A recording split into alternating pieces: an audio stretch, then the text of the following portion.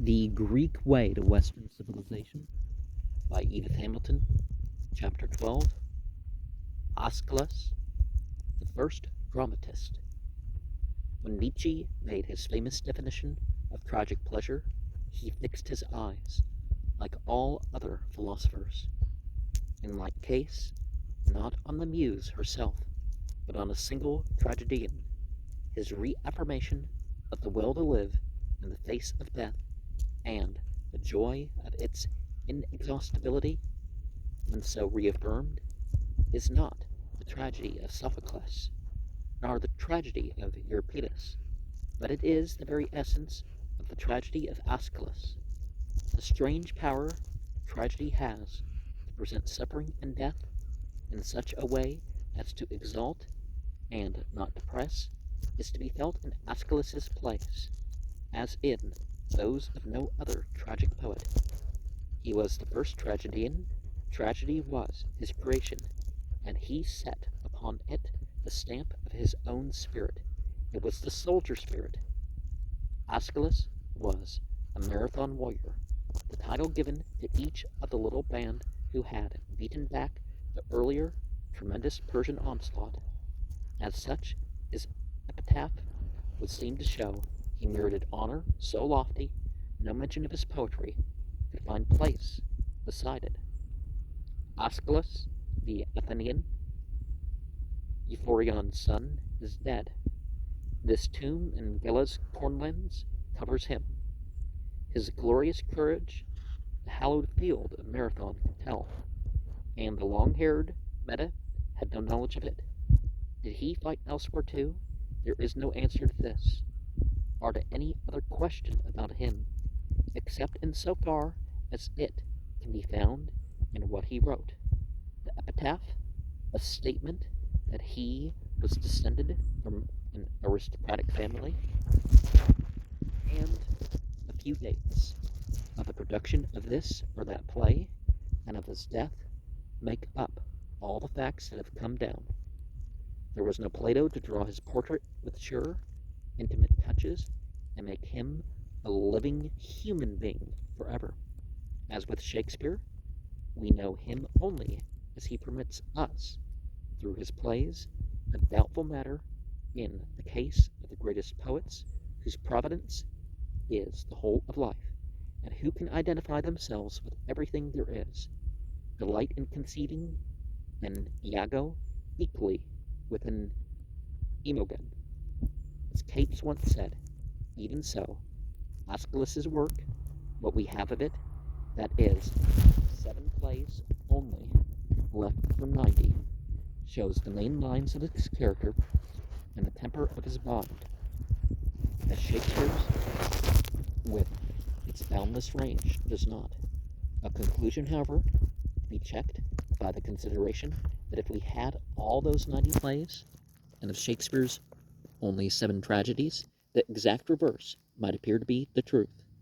And yet such is the overpowering impression each of Aeschylus's plays makes of his grandeur of mind and spirit, of the heroic mold he was cast in. It is not possible to conceive of his writing anything that would not have been so stamped. So much we can conclude about the man himself, but of his actual life there are almost no indications. He was used to the ways of a great house, we gather, and despised the nouveau riche, so the new rich. He takes him off in the Zeus of Prometheus, the upstart god, who shows forth his power for his brief day, his little moment of lording it. If one is a slave, Clytemnestra tells the captive Trojan princess, it is very well to serve in an old family, long used to riches, for indeed the man who reaps a sudden harvest beyond hope is savage to his slaves above the rule. In this matter of his soldiering too, there are passages that would appear to strike unmistakably the note of personal experience. Our beds were close to the enemy's walls. Our clothes were rotting with the wet. Our hair full of vermin. That is not war, as the novice sees it. Even more pointed are the words in Clytemnestra's announcement that Troy has fallen, when she pauses in the full flight of her tale of triumph to give a strange, little, realistic picture of a newly captured town. The women have flung themselves on lifeless bodies. Husbands, brothers, little children are clinging to the old bed that gave them life, sobbing from throats no longer free above their dearest. And the victors, a night of roaming after battle, has set them down hungry breakfast on what the town affords, not allotted in order, but as chance directs. That speech sounds oddly on a great queen's lips. It seems an old soldier's reminiscence, each clear detail part of a picture often seen. But these few passages are all there are that throw any light upon his way of life. We are the greatest of us, the product of our times. Aeschylus lived in one of those brief periods of hope and endeavor which now and again light up the dark pages of history, when mankind makes a visible advance along its destined path without fear of faltering. A mere handful of men had driven back the hosts of the ruling world power, so defeated that Persia was never again to repeat an invasion that had wrought only disaster. The success of that great venture went thrillingly through the land. Life was lived at an intenser level. Peril, terror, and anguish had sharpened men's spirits and deepened their insight. A victory achieved past all hope at the very moment when utter defeat and the loss of all things seemed certain had lifted them to an exultant courage. Men knew that they could do heroic deeds, for they had seen heroic deeds done by men. This was the moment for the birth of tragedy, that mysterious combination of pain and exultation which discloses an invincible spirit precisely when disaster is irreparable. Up to that time, the poets of Greece had looked with a direct and unself-conscious gaze upon the world and found it good. The glory of brave deeds and the loveliness of natural things had contented them. Aeschylus was the poet of a new era. He bridged the tremendous gulf between the poetry of the beauty of the outside world and the poetry of the beauty of the pain of the world. He was the first poet to grasp the bewildering strangeness of life, the antagonism at the heart of the world. He knew life as only the greatest poets can know it. He perceived the mystery of suffering. Mankind he saw fast bound to calamity by the working of unknown powers committed to a strange venture, accompanied by disaster, but to the heroic, desperate odds fling a challenge. The high spirit of his time was strong in Aeschylus. He was first and last the born fighter, to whom the consciousness of being matched against a great adversary suffices, and who can dispense with success. Life for him is an adventure, perilous indeed, but men are not made for safe havens. And in a way, if there's too much of that, the other ones don't get safe. So life's not about being safe. The fullness of life is in the hazards of life. Well, that doesn't mean you put yourself to undue risk and obviously let that catch up to you and die of food and drugs like most people, or some other vice or something. And at the worst, there is that in us which can turn defeat into victory. In a man of this heroic temper, a piercing insight into the awful truth of human anguish met supreme poetic power, and tragedy was brought into being. And if tragedy's peculiar providence is to show men's misery at its blackest and man's grandeur at its greatest, Aeschylus is not only the creator of tragedy, He is the most truly tragic of all the tragedians. No one else has struck such ringing music from life's dissonance. In his plays there is nothing of resignation or a passive acceptance. Great spirits meet calamity greatly. The maidens who form the chorus of the Prometheus demand full knowledge of all the evil before them, for when one lies sick to face, with clear eyes, all the pain to come is sweet. Antigone, about to do what means certain death to her, cries courage, the power will be mine, and the means to act. When Clytemnestra has struck her blow, and her husband hath fallen dead, she opens the palace doors and proclaims what she has done. Here I stand where I struck, so did I. Nothing do I deny. Twice did I strike him, and twice he cried out, and his limbs failed, and he fell. The third stroke I gave him an offering to the god of hell, who holds fast to the dead.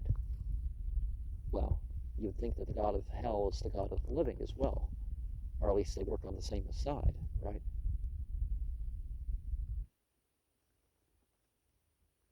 And there he lay gasping, and his blood spouted and splashed me with black spray, the dew of death, sweet to me as heaven's sweet raindrops when the cornland buds. And by cornland they mean the grain fields. I guess the ears of corn can be referred to now too, but it's important to remember that fact. Prometheus, helpless and faced by irresistible force, is unconquered. There is no yielding in him even to pronounce the one word of submission, which will set him free. No repentance in dust and ashes before almighty power. For the herald of the gods who bids him yield to Zeus's commands, he answers, there is no torture and no cunning trick. There is no force which can compel my speech, until Zeus wills to loose these deadly bonds. And so let him hurl his blazing thunderbolt, and with the white wings of the snow, with lightning, and with earthquake, confound the reeling world. None of all this will bend my will. Herald, submit, you fool, submit. In agony, learn wisdom. Prometheus, seek to persuade the sea wave not to break. You will persuade me no more easily. And in some cases, that doesn't make a difference. It helps to convince people rather than just to threaten them. With his last words, as the universe crashes upon him, he asserts the justice of his cause. Behold me, I am wronged. Greater than the universe, which crushes him, says Pascal. In this way, Aeschylus sees mankind meeting disaster grandly, forever undefeated. Take heart, suffering, when it climbs highest, lasts but a little time. That line from A Lost Play gives in brief his spirit as it gives the spirit of his time. He was a pioneer who hews his way through by the magnificence of sheer strength and does not stay to level and finish. There is no smooth perfection of form in him, such as ever gives a hint that the summit has been reached, and just beyond lies decadence. He could have heaved the mighty stones of the Mycenaean gate. He could not have polished the lovely beauty of the Praxiteles Hermes. Aristophanes, keenest of critics and true lover of Aeschylus, even when caricaturing him, describes his adjectives, those touchstones of the poet, as new torrent-swept timbers blown loose by a giant at war, and the words recall that storms of high-engendered battles, of sulphurous and thought-executing fires, vaunt couriers of oak-cleaving thunderbolts, that beat upon Lear's head, A kind of splendid carelessness goes with surpassing power. The labor of the file was not for Aeschylus, as it was not for Shakespeare. These are not to be pictured pacing the floor through nights of anguish, searching for remote, unique, so a particular death. There is a kinship between the two. Shakespeare also had seen men achieve and suffer on a plane above the level of mere human life, and had been moved by the high hope and courage of an age when heroes like those of Marathon and Salamis walked the earth. The sense of the wonder of human life, its beauty and terror and pain, and the power in men to do and to hear, is in Aeschylus and Shakespeare, as in no other writer. Thy friends are exaltations, agonies, and love, and men's unconquerable mind. These words from a 19th century poet are as characteristic of both Shakespeare and Aeschylus as anything either of them ever wrote. One of Shakespeare's plays, indeed Macbeth, is completely like Aeschylus in conception, more so by far than any of Sophocles' or Euripides' plays. The atmosphere of Macbeth's castle and Agamemnon's palace is the same. It is always night there. The heavy murk is in the air. Death drifts through the doorways. It is not a mere case of dark deeds done in both. Oedipus's palace is as deeply stained with blood. Horror is there. The slow footsteps of fate, clearly heard, ever inexorably drawing nearer to the doom that must be. But in the Oresteia and Macbeth, the horror consists of the fact that those footsteps are not clearly heard, they are muffled. The ear listens and is not sure. What moves on is shrouded in blackness. The unknown is there, and the mystery of evil. It is impossible to show by quotations the similarity in the general impression the two tragedies make. But the way each is continually pointing to an undefined terror to come can be illustrated in many passages. Again and again in both plays, the note of foreboding is struck. Some dreadful deed is impending, what none may say, but any moment we may be face to face with it. Macbeth, Act 1, Scene 3. Macbeth says, "Why do I yield to that suggestion, whose horrid image doth unfix my hair, and make my seated heart knock at my ribs? Against the use of nature, present fears are less than horrible imaginings." Act 1, Scene 5. Macbeth says, "Stars, hide your fires. Let not light see my black and deep desires. The eye wink at the hand, yet let that be which the eye fears, when it is done to see." Lady Macbeth says, "Come, thick night, and pall thee in the dunnest smoke of hell. Let my keen knife see not the wound it makes, nor heaven peep through the blanket of the dark to cry, Hold, hold!" Act 3, Scene 4. Macbeth. "Avaunt, and quit my sight. Let the earth hide thee. Thy bones are marrowless, thy blood is cold. Thou hast no speculation in those eyes, which thou dost glare with. Hence, horrible shadow, unreal mockery, hence." Agamemnon says. Well, the chorus of that. "But dark fear now shows me dim, dreadful forms hid in night, men who shed the blood of men. Their ways are not unseen of God. Lack the spirits that avenge." Words left out. "Why for me so steadfastly hovers still this terror dark at the portals of my heart prophetic?" Words left out. "Spirit of vengeance, your music is sung to no lyre. Heart that throbs, breast that swells, tides of pain that shake the spirit. Are you but fools? Nay, you presage what shall be. Cassandra says, where have you brought me? And to what a house? Chorus, the house of Aeschylus' sons. Cassandra says, no, but a house God hates, murders and strangling deaths, kin, striking down kin. Oh, they kill men here.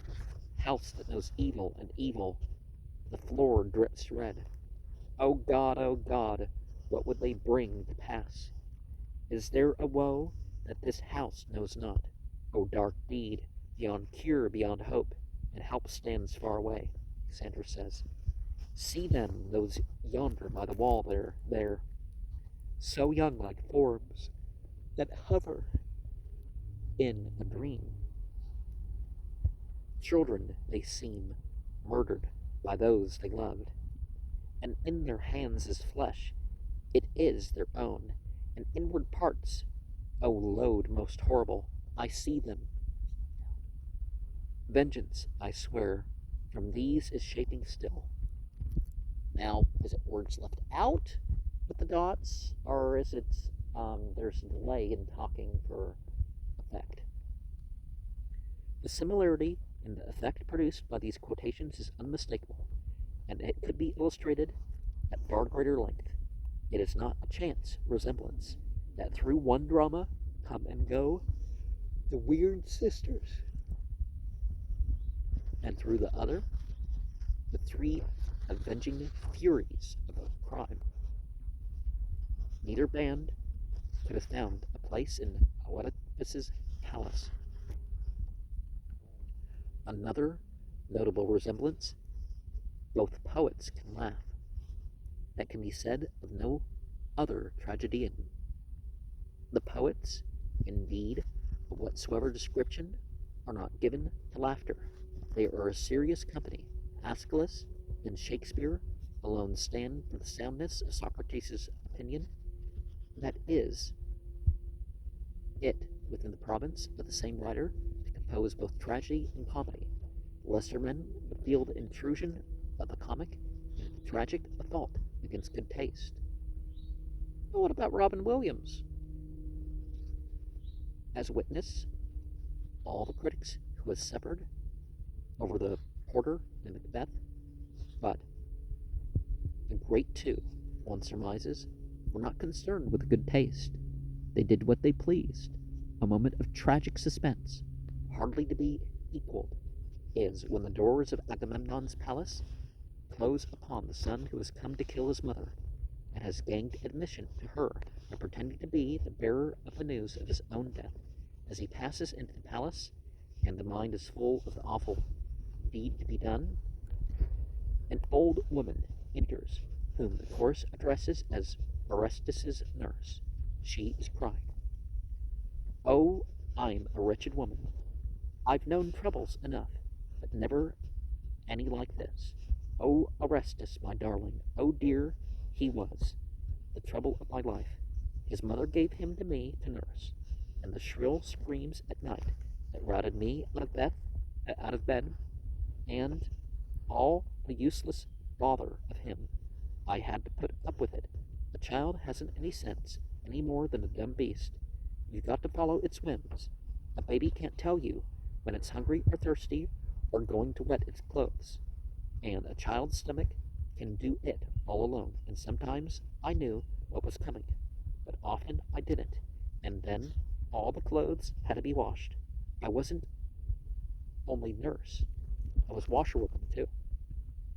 And so exits the forerunner of Juliet's nurse, and the play moves on to the murderer of the mother by her son. Don't Reply is a movie that has that theme, and things spin out of control there, you could say. I mean, the timing of the movie goes back and forth, so, Shakespeare, it may be said, was above all a man of the theatre as Aeschylus. It is the current opinion was not. He is generally held to be a philosophic poet who strayed by some mischance upon the stage. So far is this from being true that he was first and foremost the born dramatist, a man who saw life so dramatically that to express himself he had to invent the drama, for that is what he did. Until he came, there was only a chorus with a leader. He added a second actor, thus contriving the action of character upon character, which is the essence of the drama. He was at least as much a man of the theatre as Shakespeare, not only the founder of it, but an actor, a practical producer as well. He designed the dress all Greek actors wore. He developed stage scenery and stage machinery. He laid down the lines for the Attic theater. Small wonder that with all this on his soldiers, his technique was often faulty. No doubt he could write bad lines and bad scenes. He was a careless workman, negligent of detail. Sometimes he ignored legitimate minor interests. Sometimes he dragged them out to a wearisome length, as in the Libation Bearers, where Orestes' recognition by Electra is given briefly and tamely, while the discovery of the lock of hair on the tomb holds the stage for 150 long lines. But he always realized the essential drama of the story he was dramatizing, and he always went straight to it. There he was not careless. The great central theme of each play he presented, with consummate theatrical skill, as well as dramatic power. The plays of his two great successors are often better theatre than his. They were more skillful craftsmen, and had a far more developed technique, but there are scenes in his plays of a dramatic intensity which is beyond anything in Sophocles or Euripides. He not only invented the drama, he raised it to a height which has only once been equaled, and in the glory of that twofold achievement he stands alone. One quotation to support the point must suffice, for the reason that only a fairly long passage can show this special power of dramatic effect. In the Libation Bearers, Clytemnestra learns that Orestes is alive and has killed her lover. She knows then what is to come. She bids the slave, "Swift, bring me an axe that can slay. I will know now if I am to win or lose. I stand here on the height of misery." Orestes enters with Pylades. Orestes says, "It is you I seek. The other has had his fill. You love him. You shall lie in the same grave." Clytemnestra says, "Stop, O my son. Look my breast. Your heavy head dropped on it, and you slept, oh, many a time. And your baby mouth, where never a tooth was, sucked the milk, and so you grew." Orestes says, "O Pylades, what shall I do? My mother, awe holds me, may I spare?" Pylades, where then Apollo's words and the dread compact make all men enemies, but not the gods. Orestes, good counsel I obey, you follow me. I lead you where he lies to kill you there. Clytemnestra, it seems, my son, that you will kill your mother. Orestes, not I, you kill yourself. Clytemnestra, I am alive, I stand beside my grave, I hear the song of death. They go out, and the chorus sing, that her fate is just. Lift up your head, O house, the light, I see the light. The palace doors roll back, Orestes stands over two dead bodies. Orestes says, I am blameless of the one, he died the death. Adulterers must die. But she who planned this thing of horror against her husband, by whom she had borne beneath her girdle the burden of children, what think you of her, snake or viper was she? Her very touch would rot a man. Chorus. Woe, woe, O fearful deeds, Orestes. Did she do it, or did she not? The proofs you know, the deed and the death. I am victor, but vile, polluted. Chorus. When trouble is here, another comes. Orestes, hear me and learn, for I know not how it will end. I am borne along by a runaway horse. My thoughts are out of bounds. Fear at my heart is leaping up. Before my reason goes, oh, you my friends, I say I killed my mother, yet not without reason. She was vile, and she killed my father, and God hated her. Look, look, women there, black, all black, and long hair twisting like snakes. Oh, let me go. Chorus. What fancies trouble you, O son, faithful to your father? Do not fear. Orestes. No fancies. My mother has sent them. They throng upon me, and from their eyes blood drips, blood of hate. You see them not. I see them. They drive me. I cannot stay. He rushes out. Chorus. Oh, where will this frenzy of evil end? And on this note, the play closes. There is not, in all literature, any scene more dramatic. This inventor of a new form of art was by temperament an innovator who saw the old go down and joyfully helped make the new. He was the leader of thought for Greece at that moment when ideas the world had never known before were stirring. But he soon left his followers far out of sight. That piercing intellect of his saw through false and foolish notions which were to hold the world enslaved for many a century to come. He was the forerunner of Euripides, the arch-rationalist, long before Euripides had brought his terrible indictment against war and the Trojan women. Aeschylus, Marathon warrior, though he was, had stripped away its glory. He had fought in the ranks, and he knew what war was like, as only a man can who has seen it at close quarters. The reason of not believing some stories we have in mythology as being by the person writing them are something they themselves experienced come from similar reasons, like the narrations in the Sefer HaZohar, for example. It is curious that he perceived how money and war were bound up together. For all who sped forth from Greece, joining company, such grief as passes power to bear, in each man's home, plain to see many things, there to pierce a heart through. Women know whom they sent forth, but instead of the living, back there comes to every house armor and dust from the burning, and war who trades men for gold, living for the dead, and holds his scales where the spear points meet and clash. To their beloved, back from Troy, he sends them dust from the plain, heavy dust, dust wet with tears, filling urns in seemly wise, fright well stowed. Oh, freight well stowed, the dust of men. There are many passages like that in the Agamemnon. In one brief sentence, he dismisses a central, perhaps the central dogma of the Greeks, that great prosperity is viewed jealously by heaven and ends in misery. I hold my own mind and think apart from other men. Not prosperity, but sin brings misery.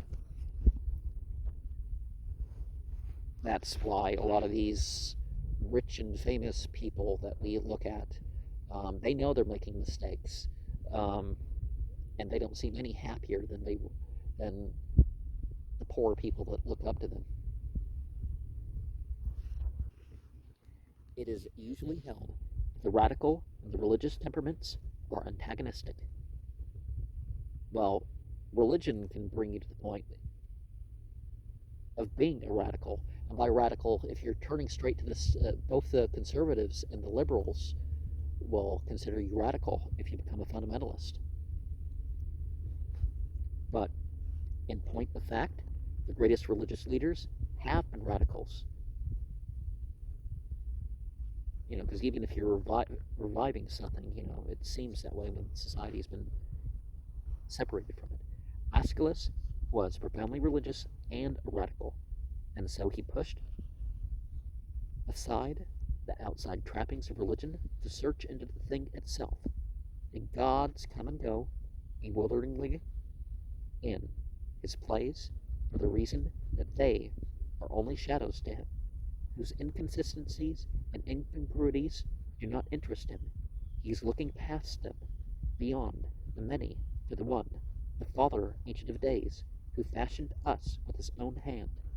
In him, God he holds, rests the final and reconciling truth of this mystery that is human life, which is above all the mystery of undeserved suffering. The innocent suffer? How can it be? And God be just? Well, God doesn't, make us make those decisions that make the difficulties more difficult and all that. And, there's a test either way, That is that is not only the central problem of a tragedy, it is the great problem everywhere when men begin to think, and everywhere at the same stage of thought they devise the same explanation, the curse, which caused by sin in the first instance works on of itself through the generations and lifts from God the awful burden of injustice. The haunted house, the accursed race, literature is full of them. The sins of the fathers shall be visited upon the children. Oedipus and Agamemnon must pay for their forefathers' crimes. The stolen gold dooms the Volsungs. It is a kind of halfway house of explanation which satisfies, for a time, men's awakening moral sense. It did not satisfy Aeschylus. He was a lonely thinker when he began to think those thoughts that wander through eternity. The Hebrew Ezekiel, which is how you pronounce that properly, at about the same time perceived the injustice of this way of maintaining God's justice and protested against the intolerable wrong of children suffering for their father's sins. But his way out was to deny that they did, as ever the Jew was content that they, thus saith the Lord. Well, Lord is usually a mistranslation of God as a verb and noun, but an attitude that leaves no place for tragedy in the world. He could accept the irrational and confront him inescapably, as it did the Greek. Aeschylus was conscious of his own isolation when he went beneath the accepted explanation. I alone do not believe this, he wrote. He took the problem at its worst. A wife driven to murder her husband, a son driven to kill his mother, and back of them an inheritance of black deed upon black deed, no easy way out that would heal the hurt of the world, slightest would do for him. He saw the inexorable working out of the curse. He knew that the sins of the fathers are visited upon the children. He believed in the justice of God, the truth to reconcile.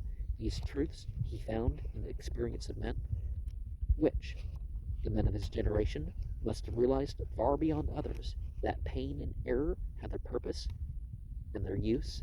They are steps of the ladder of knowledge. God, whose law it is that he who learns must suffer, and even in our sleep, pain that cannot forget falls drop by drop upon the heart, and in our own despite, against our will, comes wisdom to us.